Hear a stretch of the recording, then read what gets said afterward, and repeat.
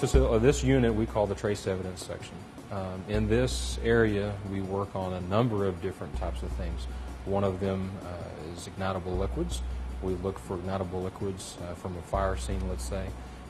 If you're looking for gasoline or diesel or any other type of liquid that could be used to start a fire, we'll do that analysis here.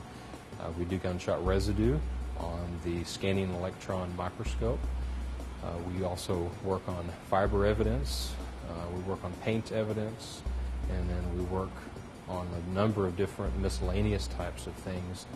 Let's say if they have a piece of sheetrock that a bullet went through and they want to see if that was sheetrock on the bullet, we can see and do analysis and examinations to find out if it is consistent with sheetrock.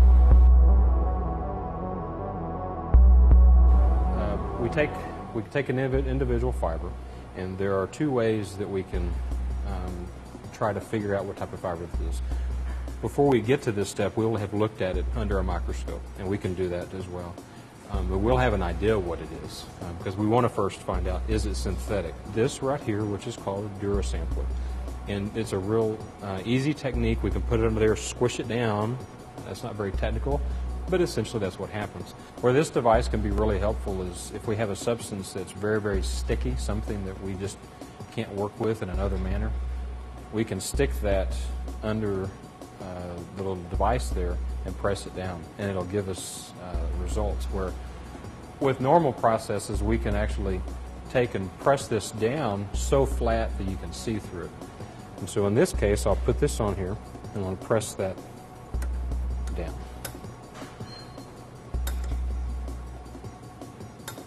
And there we go. And so now I'll go to the computer. I'm collecting a background right now. In other words, what's happening is it's collecting the air that's right above this sample. There's a clear hole there, and that's actually got diamond on it as well. And so it's going to collect the air, and so then when I do the sample, it'll filter out or take the air and eliminate it from the sample. And all the compounds that you have basically can stretch and can vibrate, and so this can detect those vibrations in the compounds.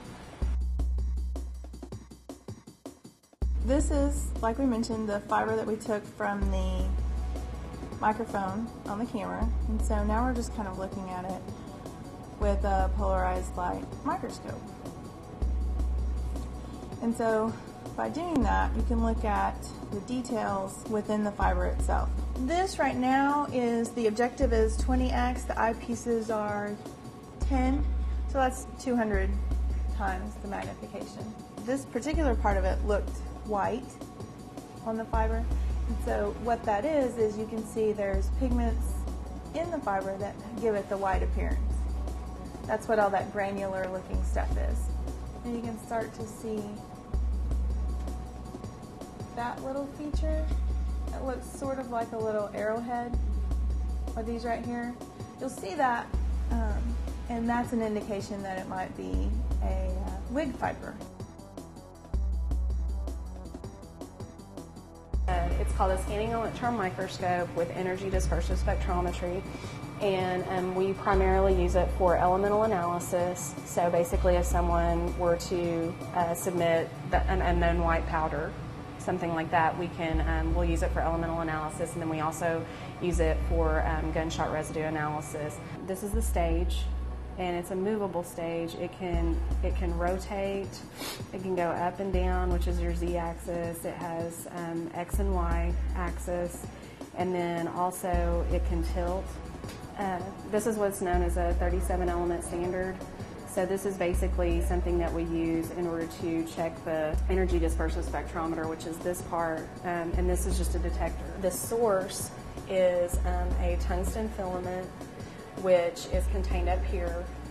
This is your column, and basically it's kind of like a light bulb filament. You energize this tungsten filament, and it creates a beam of electrons. The pillars that suspend this portion of the floor in this room are those pillars don't touch the rest of the walls in the rest of the building, so that it can try to keep it as stable as possible without any vibrations.